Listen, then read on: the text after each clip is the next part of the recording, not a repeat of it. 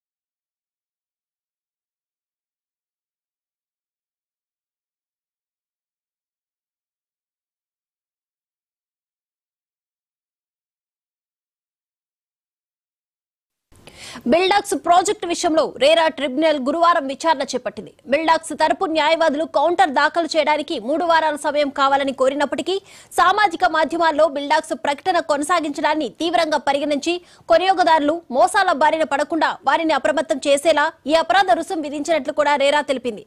ఇప్పుడు మోసపోయిన వారి పరిస్థితి ఏంటి?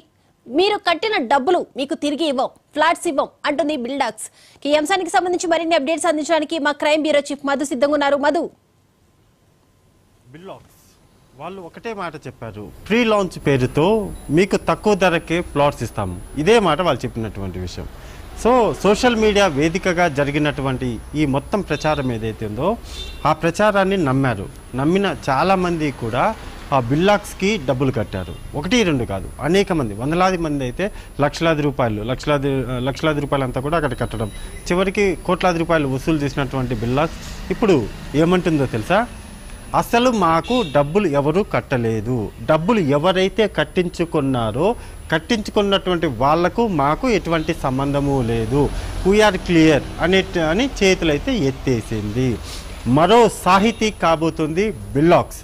ఎలాగైతే డబ్బులన్నీ కట్టించుకున్న తర్వాత సాహితీ ఎలాగైతే చేతులు ఎత్తేసిందో సేమ్ యాజ్ ఇట్ ఈజ్ బిల్డాక్స్ కూడా ఇప్పుడు చేతులు ఎత్తేసింది. ₹1 కూడా తిరిగి ఇచ్చే ప్రసక్తి ఎక్కడా కూడా కనిపించడం లేదు. వాళ్ళు రేరాకు సంబంధించినటువంటి ధర్మాసనంలో వాదనలు అయితే వినిపించారు. కంప్లైంట్ ఆధారంగా రేరా కూడా వాళ్ళకి నోటీసులు ఇచ్చింది. నోటీసులు అందుకున్నటువంటి బిల్డాక్స్ ప్రతినిధులు వచ్చారు, తమ వాదనలు కూడా వినిపించారు.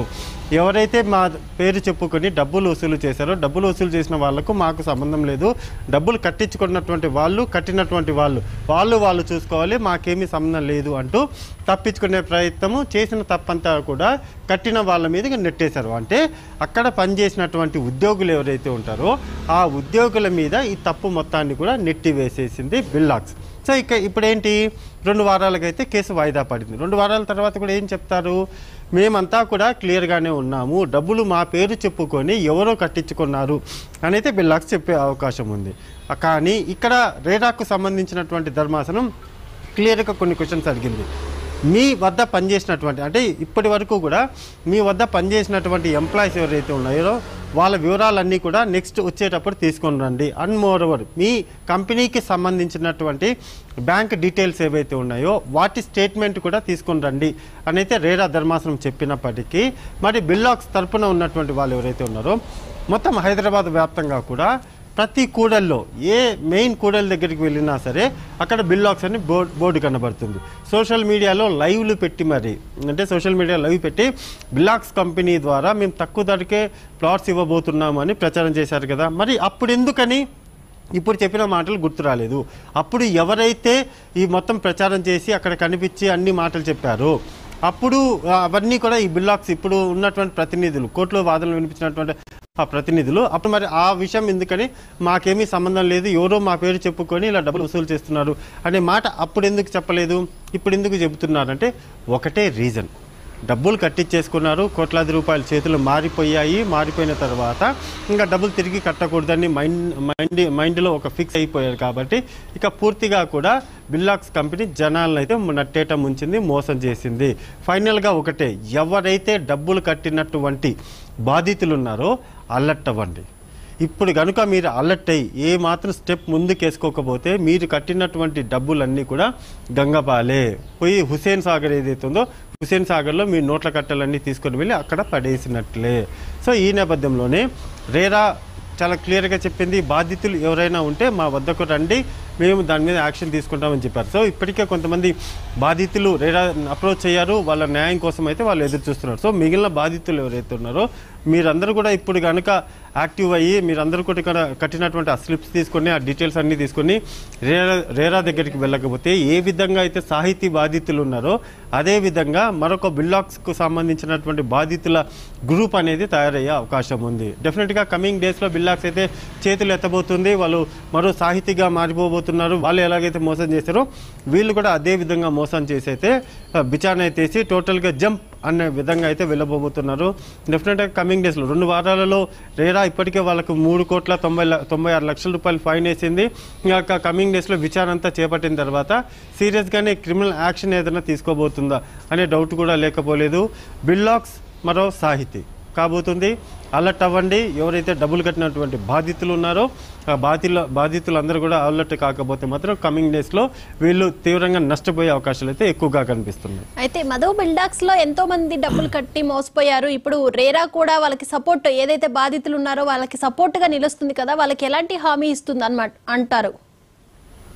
రేరా ఒకటే చెప్తుంది, మీరు డబ్బులు కట్టి ఉంటే మీ దగ్గర కట్టినటువంటి డబ్బులు ఏవైతే ఉన్నాయో దానికి సంబంధించినటువంటి పూర్తి డీటెయిల్స్తో పాటు విత్ ఆధారాలతో మా దగ్గరికి వస్తే దీనికి సంబంధించి ఎలాగో విచారణ జరుగుతున్న నేపథ్యంలోనే డెఫినెట్గా మేము కూడా యాక్షన్ తీసుకుంటాము. యాక్షన్లో భాగంగానే ఇప్పుడు ఆల్రెడీ ఫైన్ కూడా ఒకటి వేశాం కాబట్టి ఫస్ట్ చర్య అంటే వాళ్ళు రేరాకి సంబంధించినటువంటి ధర్మాసనం ఫస్ట్ ఒక వార్నింగ్ లాంటి వార్నింగ్ ఇస్తారు. సో అలా ఇచ్చినటువంటి వార్నింగే 3,96,00,000 ఫైన్ వేయడం.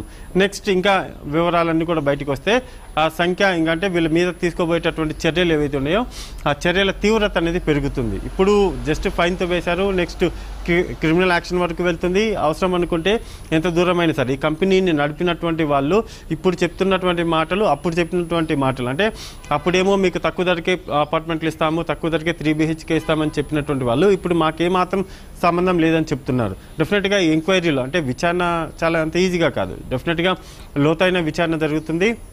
లోతైన విచారణ జరిగిన తర్వాత అప్పుడు వీరి ప్రమేయం ఉంది, వీళ్ళు ఇప్పుడు అబద్ధం చెప్తున్నారు, అప్పుడు నిజంగా డబ్బులు వసూలు చేశారు అని తెలితే మాత్రము క్రిమినల్ యాక్షన్ అయితే డెఫినెట్గా ఉండే అవకాశం ఉంది. Right right thank you Madhu.